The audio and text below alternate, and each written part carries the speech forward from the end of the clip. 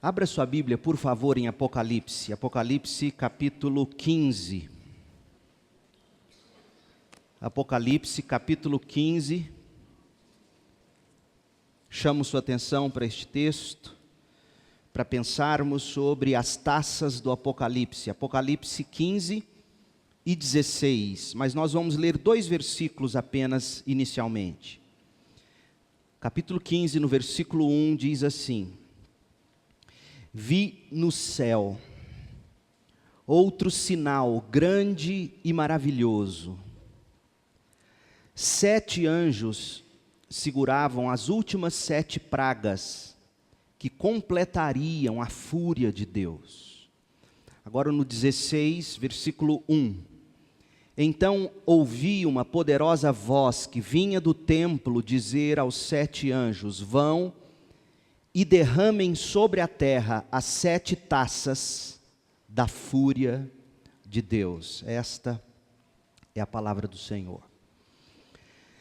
Diante dos desastres naturais que a gente vê abatendo sobre a terra, o tempo todo as pessoas procuram explicar a razão para essas calamidades. E é impressionante que os tipos de respostas que a gente encontra por aí, sempre diante de uma tragédia, diante de uma catástrofe, nós buscamos respostas, é natural. Mas uma das respostas que mais me impressiona é a que diz que as tragédias ou as catástrofes naturais são castigos da mãe natureza. Você já ouviu isso? As pessoas dizem que a mãe natureza, irada, castiga a terra. Eis um poema que eu encontrei no Recanto das Letras na internet, intitulado O Castigo da Natureza. A poetisa diz o seguinte: são vários os lamentos e a mãe natureza, gemendo e chorando, se põe a bradar. E diz para o homem largar o machado, largar a ganância, não mais desmatar. Há outras estrofes nesse poema, mas o que se destaca é que a mãe natureza castiga a terra. Sabe por que me perturba essa conclusão?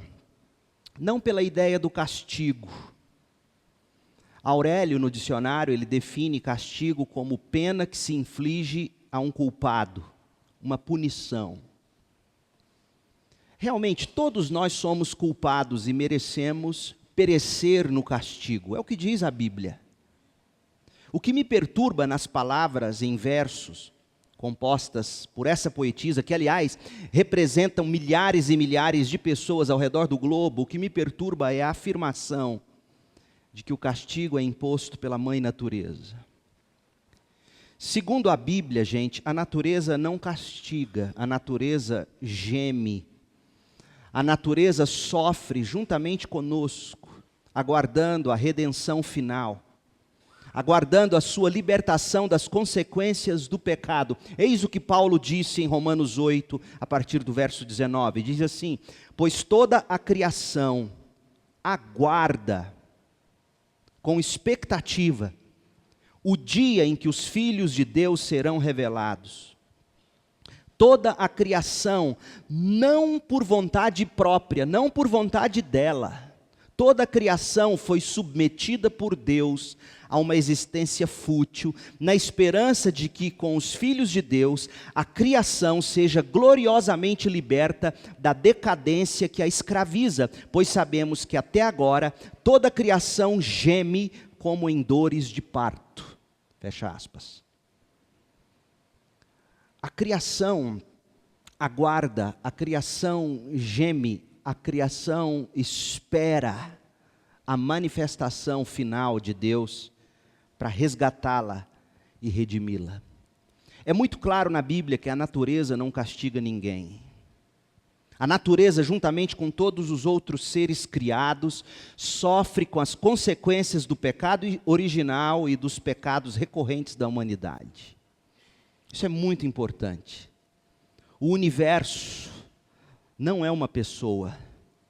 Não está entregue, o universo não é uma pessoa e não está entregue às consequências impessoais de causa e efeito, do tipo: Se nós desmatamos, nós sofremos. Se nós não desmatamos, nós vivemos em paz. Não. O universo está submetido à soberania de Deus, que governa e sujeita todas as coisas ao domínio da sua vontade, com sabedoria, com justiça e com amor, com um propósito: a redenção final de tudo e de todos os que creem em Jesus. É o que Paulo diz. Ouça de novo, Romanos 8:20. Toda a criação, não por vontade dela, ou seja, ela não faz nada por vontade própria. Toda a criação foi submetida por Deus a uma existência fútil. Ou seja, submetida por Deus a todo tipo de catástrofes, na esperança de que com os filhos de Deus, a criação seja gloriosamente liberta da decadência que a escraviza. Eu acho curioso o seguinte: os mesmos que dizem que a mãe natureza castiga, se apressam em dizer que Deus não castiga ninguém, jamais. Claro, nós estamos falando daqueles que acreditam na existência de Deus, porque há os que dizem que a mãe natureza é divina, mas ignoram a existência de Deus. Por outro lado, existem os que creem que a natureza age por vontade própria. Mas Deus não castiga. Gente, há poucos textos na Bíblia que revelam a soberania de Deus aplicando castigo, infligindo pena aos culpados, como o livro do Apocalipse. Por isso que o Apocalipse, para muita gente, é um livro indigesto. Porque nós não gostamos de encarar nossos erros, nossas responsabilidades. E o Apocalipse faz isso, ele faz com que o ser humano encare suas responsabilidades, aponta um caminho de esperança, mas diz: se você seguir o caminho oposto, você será réu de juízo. O nosso texto hoje, Apocalipse 15 e 16, ele compõe um bloco.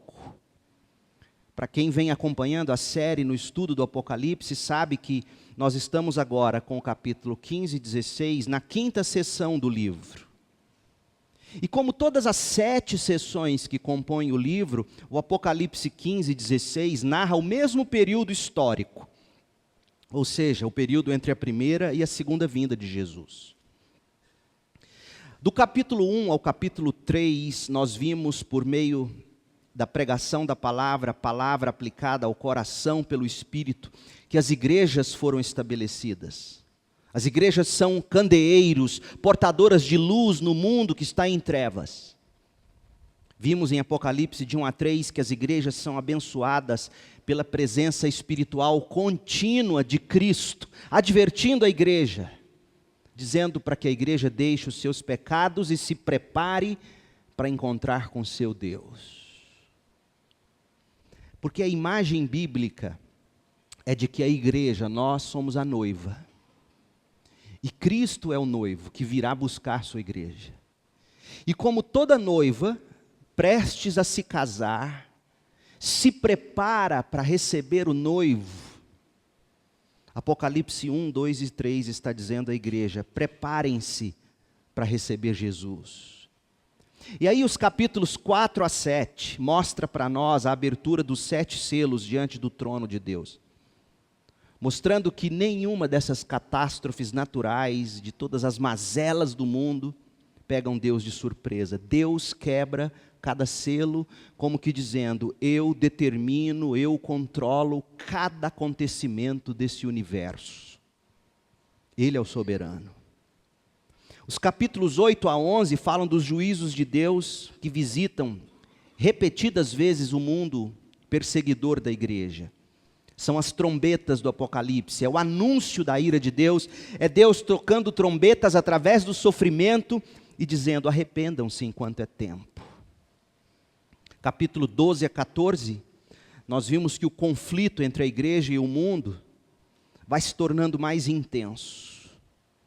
É o combate entre Cristo e Satanás, entre a semente da mulher e o dragão, através dos agentes do mal. Quem são os agentes do mal? A besta do mar, que é o anticristo, a besta da terra, que é o falso profeta, e a Babilônia, que são as seduções desse mundo. Agora, chegamos ao nosso texto, capítulo 15 e 16. Surge uma pergunta. Quando as trombetas do anúncio do juízo não produzem efeito, ou seja, Deus chama o pecador através das tragédias, Deus ceifa a vida de alguns e deixa outros vivos. Quando isso tudo de tão mal acontece no mundo, continua permitindo que pecadores sigam a vida sem arrependimento, sem conversão, será que Deus vai permitir que esses ímpios continuem impunes? E a resposta é não. Porque quando os ímpios não se arrependem, com as trombetas do aviso de Deus, vem o derramamento das taças da ira de Deus. As taças descritas no nosso texto são as últimas taças. É Deus dizendo: a minha paciência chegou ao fim. Não há mais chances, não há mais tempo para arrependimento. Aliás, olha o que diz Provérbios 29:1. Quem insiste no erro, depois de muita repreensão, será destruído, sem aviso e irremediavelmente. Isso é Provérbios. Quem insiste no erro, depois de muita repreensão, será destruído, sem aviso e irremediavelmente. Em resumo, porque é tanto símbolo, é selo, é trombeta, é taça, que às vezes a gente fica perdido, mas na verdade é muito simples. Os selos falam do cumprimento da vontade de Deus. Deus decreta e Deus controla os acontecimentos da história. As 7 trombetas anunciam a chegada do juízo divino, dizendo: arrependam-se quanto é tempo. As 7 taças revelam que o dia do julgamento de Deus chegou. Não tem mais tempo para o pecador. Resta a ele apenas ouvir a sentença final. Agora, eis a dica. Seja com os selos, seja com as trombetas, sejam com as taças, o que João revela é que Deus está usando cada área do universo para advertir e punir o pecador. E todos os que se recusam, através da advertência das trombetas do juízo, serão punidos pela taça da ira de Deus. O que isso significa? E aqui eu vou ser prático, na esperança de que você entenda tudo o que eu estou dizendo. Para algumas pessoas, as calamidades tais quais tsunami na Ásia, terremoto no Haiti, desabamento em Bangladesh, deslizamento de terras no Rio de Janeiro, para algumas pessoas, para aquelas pessoas que morreram nas tragédias e morreram sem Cristo, essas pessoas receberam a taça, a ira, o julgamento. As que ficaram vivas no mesmo acontecimento, ouviram as trombetas do juízo. Taças e trombetas narram o mesmo episódio. Só que, para quem fica vivo, ouviu a advertência. E para quem partiu em Cristo, partiu sem aviso, irremediavelmente. Por quê? Porque insistiu no erro depois de muita repreensão. Deuteronômio 28:20 diz assim: o próprio Deus enviará maldições, confusão e frustração em tudo que fizerem, até que por fim vocês sejam completamente destruídos por terem praticado o mal e me abandonado. A 5ª sessão do Apocalipse, os capítulos 15 e 16, trata de um dos temas mais difíceis na Bíblia, gente. Eu estou aqui pregando um dos textos mais densos e difíceis, que é o juízo de Deus, o castigo de Deus, a punição de Deus sobre o pecador que não se arrepende. Por exemplo, deixe-me repetir para vocês os 2 textos que a gente leu no início. Capítulo 15, verso 1. Vi no céu outro sinal grande e maravilhoso. 7 anjos seguravam as últimas 7 pragas que completariam a fúria de Deus. Você já sentiu raiva por alguma atitude impensada, irresponsável de alguém, com certeza já deve ter sentido. Você já sentiu raiva, ira, quando você presencia alguém que está sendo injustiçado? É óbvio que você já deve ter se sentido. E de onde vem isso? Do senso de justiça que existe em Deus e que foi plantado em nossos corações, já que fomos criados à imagem e semelhança de Deus. O capítulo 16, o verso 1 diz assim, Apocalipse: então ouvi uma poderosa voz que vinha do templo dizer aos 7 anjos: vão e derramem sobre a terra as 7 taças da fúria de Deus. Deus pune, Deus julga com justiça.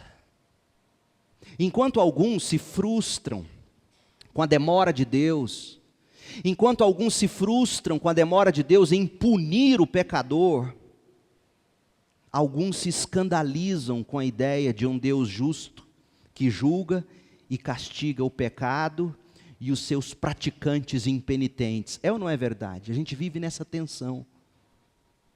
Por que Deus não age logo? E ao mesmo tempo, será que Deus seria capaz de fazer uma coisa dessas? A resposta para esse grupo dos frustrados, daqueles que ficam dizendo: Deus, por que o Senhor demora em agir? A resposta é que Deus tarda em derramar sua ira, porque Ele quer salvar todos os seus. É a graça e a misericórdia de Deus, espichando o prazo até o limite. Agora, aos do grupo que se opõe à ideia de um Deus que julga, como Deus seria capaz de fazer isso? Como Deus seria capaz de condenar alguém? A esses, o Apocalipse 15 e 16 traz a resposta. Porque o Apocalipse 15 e 16 mostram para nós 3 coisas. Primeiro, o caráter do julgamento de Deus. Segundo, o conteúdo desse julgamento. E terceiro, as causas do julgamento de Deus. Veja comigo um de cada vez, mas antes um esclarecimento. Como a visão das trombetas, lá do Apocalipse 8 a 11, e das taças, aqui no capítulo 15 e 16, se conectam de forma muito estreita, narrando o mesmo período, e tendo em vista que a gente já estudou os pormenores disso, quando a gente atravessou Apocalipse 8 a 11, nós não vamos nos deter em detalhes sobre as calamidades hoje. Se você desejar se aprofundar, eu sugiro que você visite lá no YouTube o canal e veja o que nós dissemos sobre os capítulos 8 a 11. O que nós veremos hoje é o ensino geral de Deus sobre o juízo. O que as taças do Apocalipse nos ensinam sobre o juízo de Deus? Por que Deus vai julgar? É curioso, gente, que nós não perguntamos para um juiz: por que você vai julgar essa causa? Por que você vai aplicar essa pena? É muito curioso que nós ficaríamos extremamente frustrados, como temos ficado, quando assistimos a juízes que não aplicam as devidas penas, ou seja, penas na mesma proporção da gravidade dos crimes. A gente fica indignado com juízes que não agem assim, não é verdade? Por que a gente se indigna quando a gente pensa num Deus que é justo juiz e haverá de punir o pecado? Por uma razão simples. Porque quando eu admito que esse justo juiz existe, eu confesso a minha culpa. Eu admito que Ele existe os seus padrões de justiça, e eu vivo o tempo todo quebrando esses padrões, e que, portanto, por não me arrepender, eu sou réu de juízo. Essa que é a verdade. Então, veja comigo o caráter do julgamento de Deus. Deus é justo, Ele é verdadeiro. Deus jamais agiria de forma a contrariar o caráter dEle, inclusive quando Ele julga. Olha Apocalipse 15, versos 3 a 4. Apocalipse 15, de 3 a 4, diz assim: grandes e maravilhosas são as tuas obras, ó Senhor Deus, o Todo-Poderoso. Justos e verdadeiros são os teus caminhos, ou seja, justos e verdadeiros são seus atos, sua maneira de agir, ó Rei das nações. Quem não te temerá, Senhor?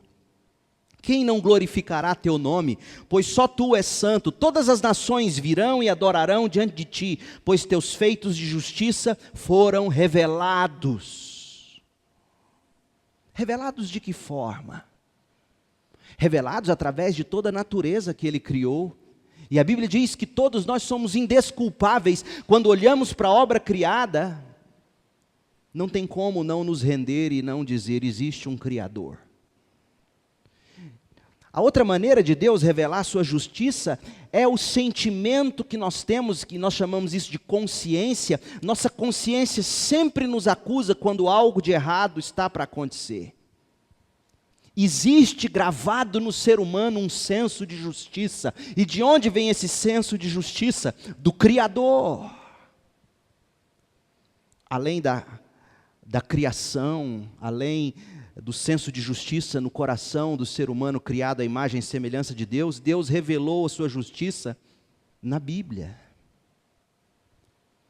Então, ser humano nenhum está indesculpável. Ele é justo, ele é verdadeiro. Agora, Deus nunca age por capricho ou por vingança, como nós agimos às vezes, infelizmente. Nós pirraçamos, nós pagamos na mesma moeda pelo simples prazer de ver o outro sofrer. Deus não. Deus age segundo a verdade, segundo a justiça da santidade dEle. E por que Ele age? Porque justiça sempre deverá ser aplicada. Quando justiça não é aplicada, impera o caos e a anarquia. Nós sabemos disso. Você lê, por exemplo, Apocalipse 16, de 4 a 7. Olha comigo. E aqui a gente vai ver que, com o fim de punir a maldade dos nossos pecados, que sempre ferem a pureza e a dignidade da glória de Deus. Olha o que está dito aqui, Apocalipse 16, de 4 a 7. O terceiro anjo derramou sua taça sobre os rios e as fontes que se transformaram em sangue. E ouvi o anjo que tinha autoridade sobre a água dizer: Tu és justo, ó santo, que és e que era, pois enviaste estes julgamentos. Porque eles derramaram o sangue de seu povo santo e de teus profetas, tu lhes deste sangue para beber, é sua justa retribuição. E ouvi uma voz que vinha do altar dizer: Sim, Senhor Deus, o Todo-Poderoso, teus julgamentos são verdadeiros e justos. Em outras palavras, Deus enviou profetas, Deus enviou homens de Deus, mulheres de Deus. Deus colocou a igreja dele espalhada pelo mundo, dizendo qual é o caminho correto, qual é o caminho a ser seguido. E essas pessoas perseguiram, mataram, odiaram, agiram contra o povo de Deus. E aí o que se ouve do trono é que a sentença de Deus, como justo juiz, é sempre proporcional à gravidade do pecado. E tem que ser assim, da mesma forma que as penas decretadas nos tribunais de qualquer nação devem ser emitidas segundo a gravidade dos crimes ou dos ilícitos. De outra forma, o juiz seria injusto. Portanto, gente, a surpresa dos pecadores não deve ser por Deus aplicar juízo. A surpresa não deve ser porque que Deus castiga pecadores dignos da ira dos céus no inferno. Não. A surpresa deveria ser porque que Deus ainda não aplicou justiça. Porque que Ele demora em agir. Mas o tempo passa. A paciência de Deus se esgota. E um dia chega a hora do castigo. Olha o que diz o verso 17 do capítulo 16 de Apocalipse. O sétimo anjo derramou sua taça no ar, e do trono do templo veio um forte grito que disse: está terminado. Gente, o julgamento e o castigo de Deus são sempre justos e verdadeiros. Tem data e hora marcadas. Não tem como negar, nem dá para continuar fugindo de Deus para sempre, nem mesmo após a morte. Olha o que Hebreus diz.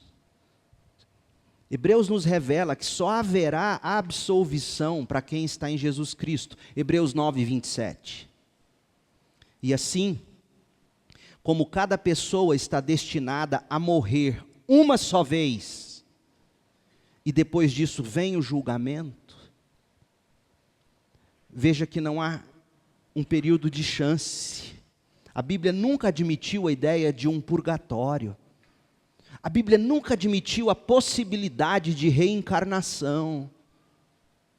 A Bíblia diz que a única chance é para quem ainda está em vida nessa terra. E assim como cada pessoa está destinada a morrer uma só vez, e depois disso vem o julgamento. Verso 28. Também Cristo foi oferecido como sacrifício uma só vez, para tirar os pecados de muitos. Jesus voltará, não para tratar de nossos pecados, mas para trazer salvação a todos que o aguardam com grande expectativa. Gente, Deus é justo. E igualmente justo é o seu julgamento para aqueles que não aguardam a salvação em Cristo. Cristo é a justiça de Deus. E aqui eu diria a você, refugie-se no Senhor Jesus Cristo, pela fé, e fuja assim da sentença condenatória de Deus. Segunda coisa que a gente tem que ver é o conteúdo do julgamento de Deus. Se, como nós vimos, Deus é justo ao aplicar o julgamento, e porque todos nós pecamos, e todos nós nos separamos da glória de Deus. Gente, se você tem dúvida sobre a existência do pecado, assista a televisão, veja os jornais, notícias na internet, ande pela rua de olhos bem abertos e ouvidos bem atentos à maldade dos homens. Hoje, no restaurante, almoçando, após o culto da manhã, botei a comida, pesei na balança e vinha caminhando de volta para a minha mesa, e ouvindo uma discussão cheia de ira entre um marido e uma mulher. Na hora da comida, eu não sei como é que aquilo não engasga. Aí eu escutei a hora que a mulher disse assim: quando você morrer, eu vou vender tudo e vou gastar viajando. Falei, meu Deus do céu, ainda bem que eu não tenho terra nem debaixo da unha. Gente, nós vivemos num mundo cheio de ira, cheio de mazelas. Da onde vem isso? Da maldade do nosso coração. Nós somos réus, dignos de condenação. Nós somos capazes de cometer o mesmo tipo de maldade do que qualquer ser humano, não se iluda. Então Deus é justo.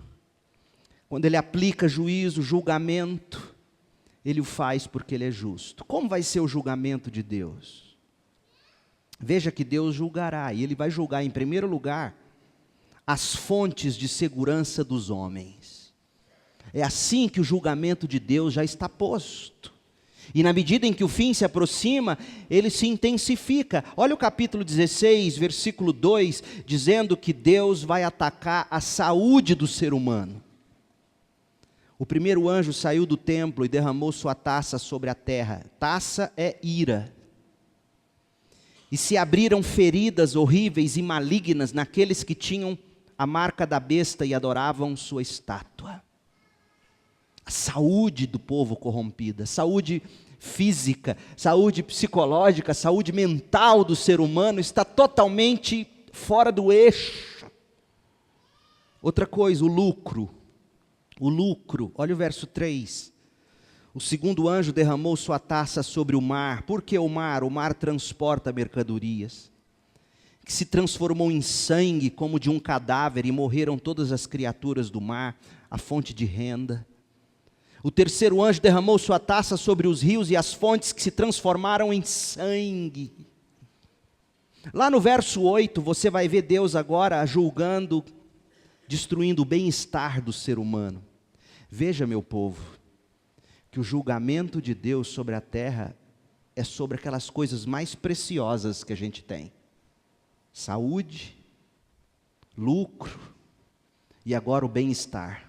Verso 8, o quarto anjo derramou sua taça sobre o sol, que com seu fogo fez queimar as pessoas. Todos foram queimados pelo intenso calor e blasfemaram contra o nome de Deus, que tinha controle sobre essas pragas, e não se arrependeram, nem deram glórias a Deus.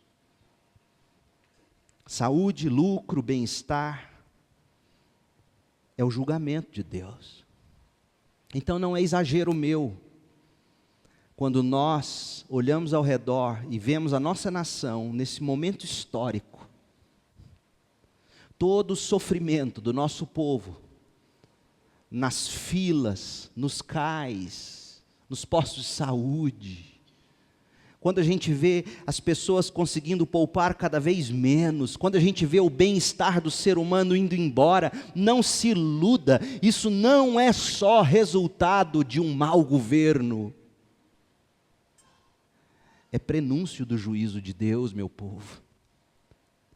Por isso que o que cabe ao ser humano hoje, especialmente se ele é crente, conhece as Escrituras, não é ficar gemendo aí, falando um monte, é se curvar diante de Deus e dizer, ó soberano Deus, eu entendi.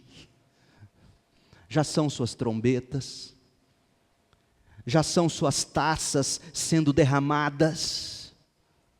Ô meu povo, não deixe de ver a vida da perspectiva de Deus. O julgamento de Deus sobre as fontes de segurança dos homens, saúde, lucro, bem-estar, e quanto mais Deus traz trombetas e derrama taças de ira, aí você pensa, o ser humano agora se arrepende. Será? Você escutou o que está dito no verso 9? Todos foram queimados pelo intenso calor e blasfemaram contra o nome de Deus. É ou não é o que a gente vê o ser humano fazendo, cada vez mais, Deus anunciando, Deus dizendo, arrependa-se, muda de vida, e o ser humano mais com raiva de Deus. O segundo julgamento de Deus é sobre a trindade do mal.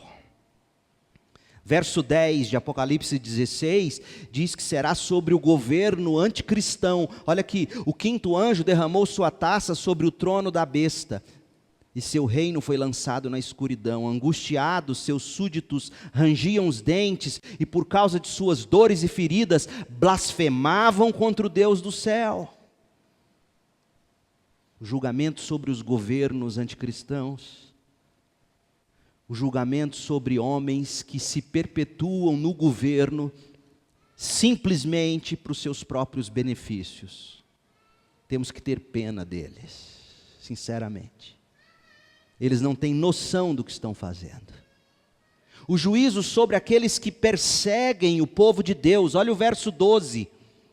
O sexto anjo derramou sua taça sobre o grande rio Eufrates. Por que está dito aqui o rio Eufrates? Porque o rio Eufrates era a fonte de defesa dos babilônios.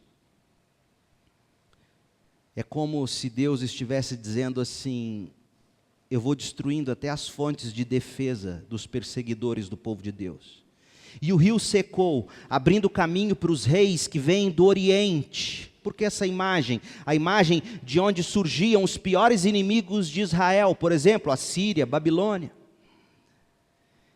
Então vi saltarem da boca do dragão, da boca da besta e da boca do falso profeta, viu sair da boca desse povo doutrinas de demônios, ideias, planos, projetos, métodos satânicos, infernais. Quando a Bíblia diz que viu saltarem da boca do dragão, da besta e do falso profeta, ele está dizendo ensinos, filosofias. Nós não temos visto isso acontecer não, meu povo. 3 espíritos impuros, semelhantes a sapos. Da onde vem isso? Um caráter abominável, repugnante, repulsivo. fazendo alusão às pragas do Egito. E o 14 diz assim, o verso 14, são espíritos demoníacos que realizam sinais e vão aos governantes da terra a fim de reuni-los para a batalha contra o Senhor. No grande dia de Deus, o Todo-Poderoso. Então, quando você vê algum governo, algum deputado, algum senador, tentando passar alguma lei que vise prejudicar a igreja de Cristo, eu tenho toda a autoridade para te dizer, pois está na Escritura, são homens guiados por espíritos demoníacos. A nossa luta, meu povo, não é contra carne, sangue, contra pessoas, é contra principados e potestades. Nossa luta não é contra PT ou PSDB, nem contra PMDB. A nossa luta não é contra Dilma, Aécio, Lula, Gilmar Mendes. Nossa luta é contra principados e potestades. Como nós seríamos livres se entendêssemos isso e lutássemos corretamente? Com oração, com jejum, com súplica, com vidas íntegras. E aí diz o texto no verso 15, eu virei inesperadamente como ladrão, feliz é aquele que me espera. Olha o verso 16, e os espíritos reuniram todos os governantes e seus exércitos no lugar que em hebraico se chama Armagedon. Que lugar é esse? Armagedon é símbolo de todas as batalhas. Batalhas essas contra o povo de Deus ao longo da história e que Deus sempre reúne um jeito de impedir. Mas essa batalha real e final coincide com o fim dos tempos. Quando o dragão, Satanás, a besta do mar ou o anticristo, a besta da terra, o falso profeta, quando eles se unirem contra a igreja com grande ferocidade, e o Senhor haverá de destruí-los. Então Deus vai julgar as fontes de seguranças dos homens, Deus vai julgar a trindade do mal, mas em terceiro lugar, Deus vai julgar sobre o orgulho dos ímpios, o nosso orgulho. Olha o que diz o texto no verso 17. O sétimo anjo derramou sua taça sobre o ar. E do trono do templo veio um forte grito, está terminado. Então houve relâmpagos, estrondos, trovões e um forte terremoto, o mais violento desde a criação da humanidade. A grande Babilônia se dividiu em 3 partes, e as cidades de muitas nações tombaram. Deus se lembrou de todos os pecados da Babilônia e a fez beber do cálice cheio do vinho da sua furiosa ira. Todas as ilhas desapareceram e todos os montes foram arrasados. Houve uma forte tempestade de granizo com pedras que pesavam até 35 quilos caindo do céu sobre as pessoas. E elas blasfemaram contra Deus por causa da terrível praga de granizo. Deus vai julgar, gente. Deus já está julgando a segurança dos homens, a trindade do mal, o orgulho dos ímpios. Agora, a última coisa que eu quero ver com você em Apocalipse hoje à noite. As causas do julgamento de Deus. E eu queria agora que você fosse honesto, que você realmente refletisse sobre o que está dito no texto, para que você se veja aqui. Deus não aplica juízo porque Ele é um Deus caprichoso, pirracento. Deus não é como nós. Por que Deus já iniciou o seu julgamento e as coisas vão piorando até o grande dia? O texto deixa muito claro. Em primeiro lugar, Deus julgará por causa da idolatria dos homens. Nós somos fabricantes de ídolos. Olha o que diz o verso 2 do Apocalipse 16. O primeiro anjo saiu do templo e derramou sua taça sobre a terra, e se abriram feridas horríveis e malignas naqueles que tinham a marca da besta e adoravam sua estátua. adorava o sistema econômico, adorava os prazeres dessa vida.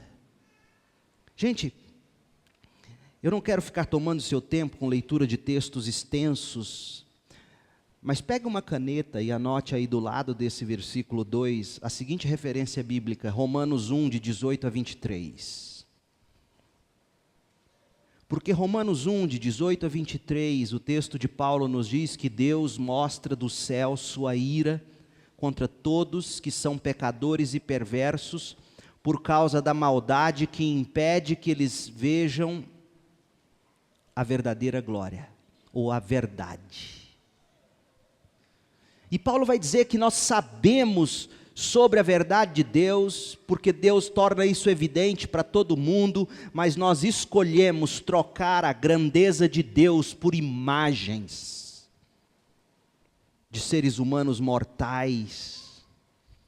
Trocamos a glória de Deus por ídolos do nosso coração. Engana-se quem pensa que não tem ídolos, todos nós o temos. Para alguns os ídolos são santos, imagens mesmo. Para outros são filosofias de vida, modos de pensar, prazeres. Então Deus diz, eu vou julgar o ser humano que não se arrepender, porque eles idolatram. Idolatram o time de futebol, idolatram o sistema de governo, idolatram ideologias políticas, idolatram sexo, idolatram filhos, idolatram família, ídolos. E todos eles, quando tomam o lugar de Deus no nosso coração, causam uma desgraça em nossas vidas. E Deus está dizendo, eu vou julgar. Eu vou julgar porque o ser humano pediu independência de mim para seguir após outros ídolos. Segundo lugar, Deus julgará por causa da imoralidade dos homens.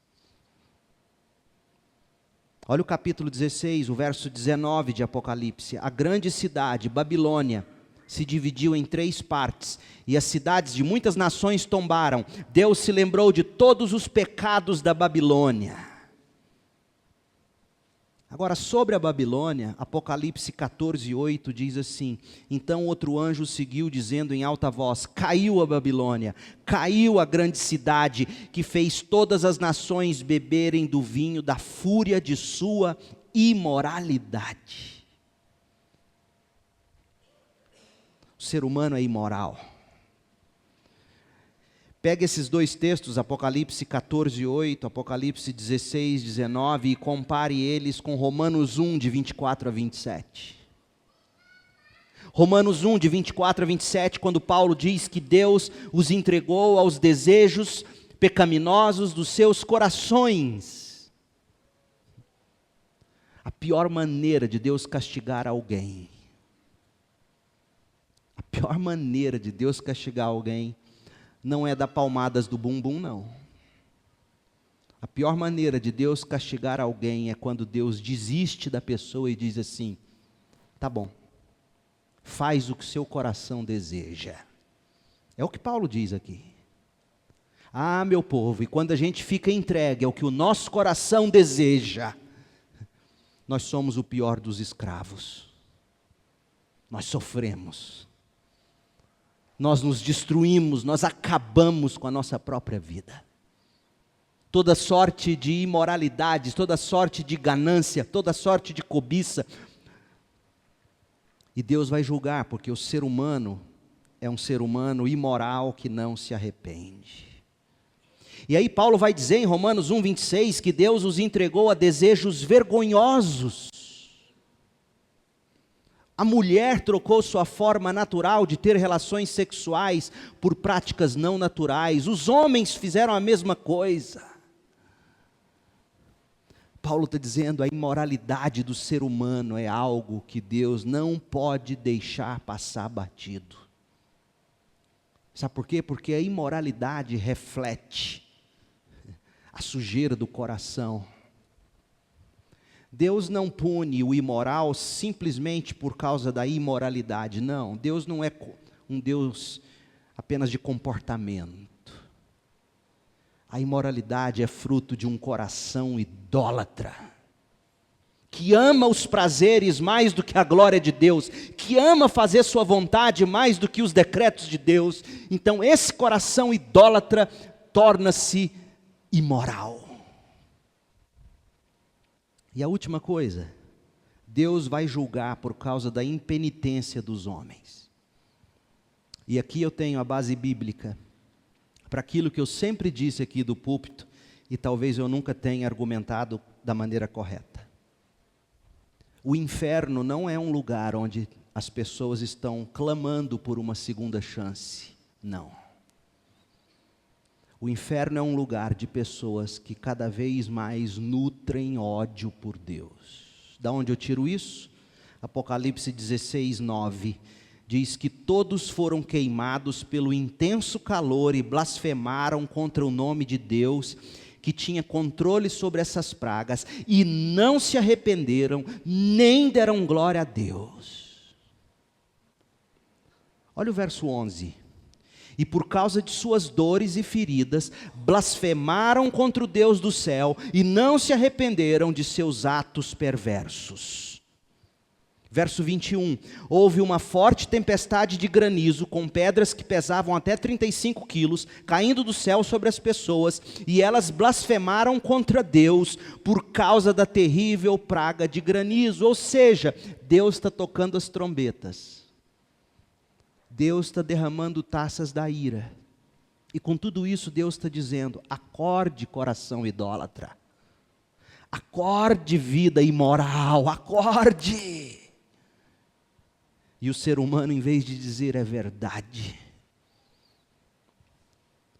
eu era digno desse juízo, ó Deus, misericórdia de mim, não, mas em vez disso, o ser humano continua com raiva, porque Deus intensificou o calor do sol.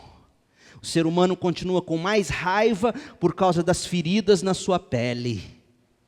E ele fica com mais raiva por causa da tempestade de granizo. Ou seja, o ser humano fica irado com a forma de Deus agir, e Deus vai julgar por causa da impenitência dos homens. Deus vai julgar, meu povo, e de forma justa. Julgar por causa da idolatria, da imoralidade e da impenitência. Deus vai julgar por não receber a devida glória. Deus vai julgar por não ver santidade. Deus vai julgar por não constatar o abandono do orgulho. Deus odeia o orgulhoso. Deus odeia o orgulhoso. O orgulho, diz o texto bíblico, precede a queda. À vista do julgamento iminente de Deus, existe uma interrupção na narrativa bíblica. E essa interrupção mostra para nós como é que nós podemos encontrar refúgio.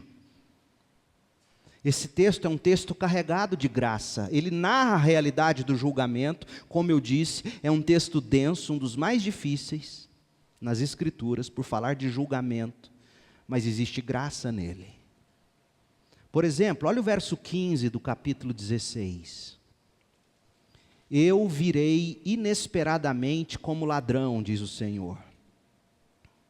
Feliz é aquele que me espera alerta e mantém puras suas vestes, para que não precise andar nu e envergonhado.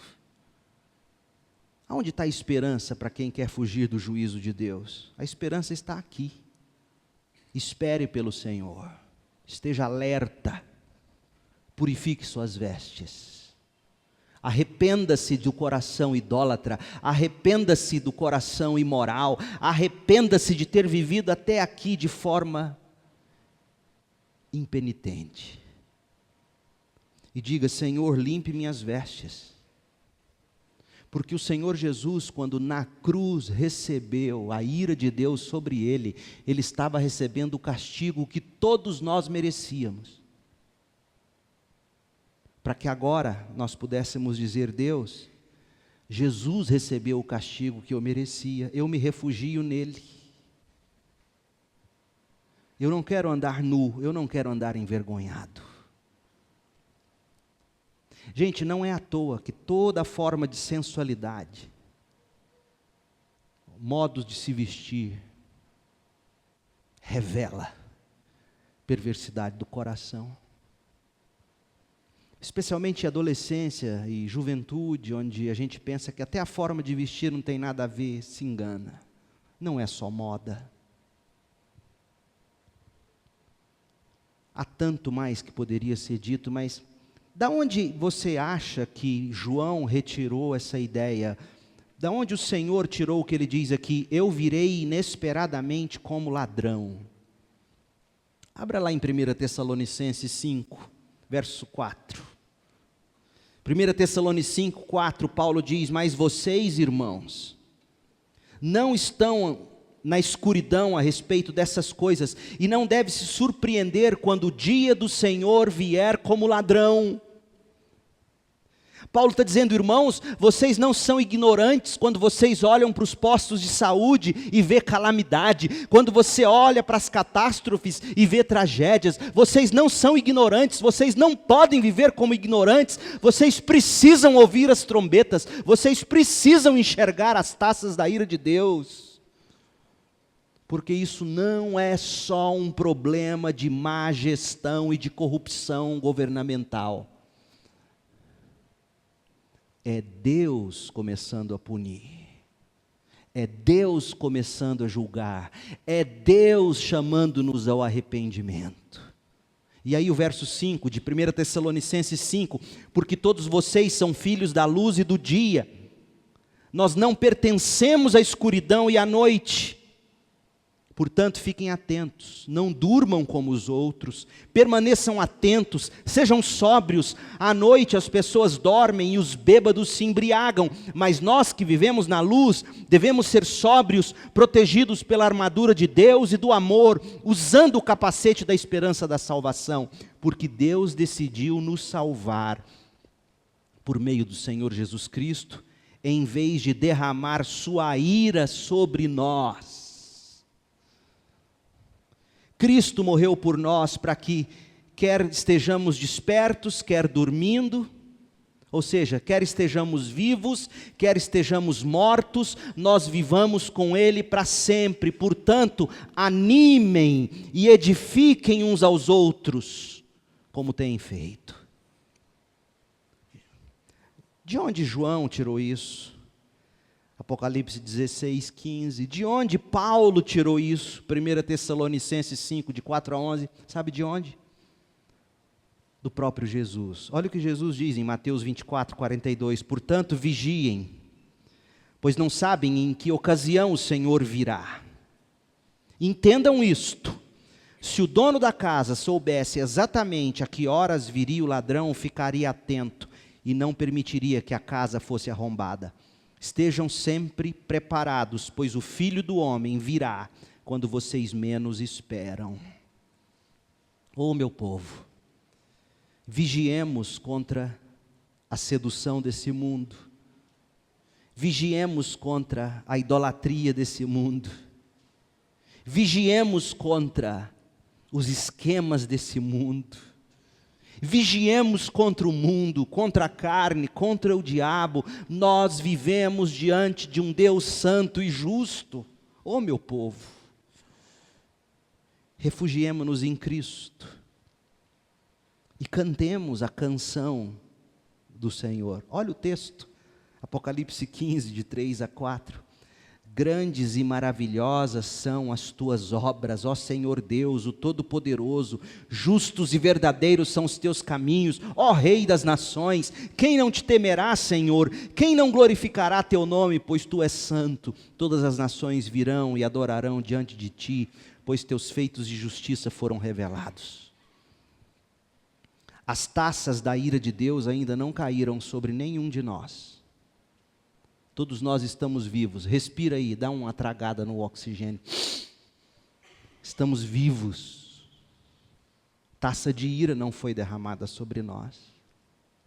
mas todos nós estamos ouvindo as trombetas. E quem está castigando, punindo, julgando, não é a mãe natureza, é o Senhor justo e verdadeiro. Por isso que hoje à noite eu te digo, refugie-se em Jesus Cristo e fuja do castigo da ira santa e justa de Deus. Lembra do que Paulo disse? Porque Deus decidiu nos salvar por meio de nosso Senhor Jesus Cristo, em vez de derramar sobre nós as taças da ira de Deus.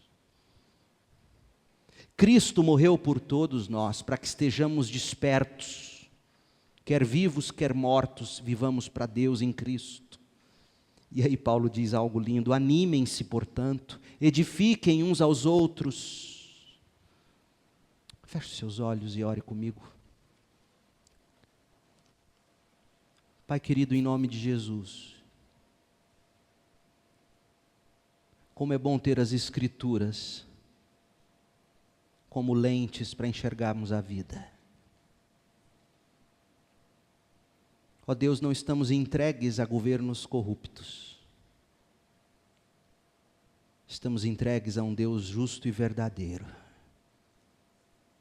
que aplica justiça, juízo e salvação, retirando o nosso bem-estar, punindo nossas seguranças econômicas, chacoalhando-nos, tocando trombetas, fazendo-nos acordar enquanto é tempo, mostrando que o nosso coração é tão propenso à idolatria, à imoralidade, é tão propenso à impunidade, à impenitência, é tão propenso a se justificar com seus atos de justiça imundos. Ó Deus, misericórdia de nós, que hoje à noite todos nós tenhamos convicção de que taças têm sido já derramadas, trombetas estão tocando, o Senhor tem quebrado os selos, tem decretado o juízo, mas o Senhor nos apontou um caminho de salvação, é Jesus Cristo. E quem nele se refugia, não bebe do cálice da sua ira. Ó Deus, que coisa maravilhosa. Que todos nós hoje à noite possamos provar e ver isso. E possamos sair daqui dispostos a ajudar outros a ouvirem as trombetas, a perceberem as taças. Possamos ajudar os outros a se voltarem para o Senhor em Jesus Cristo. Ó Deus, livra-nos da letargia, da apatia. Livra-nos de enxergar a vida apenas por ideologia. Temos que enxergar a vida pelo Evangelho. Ó Deus, faça isso e muito mais. É a nossa oração em nome de Jesus. Amém.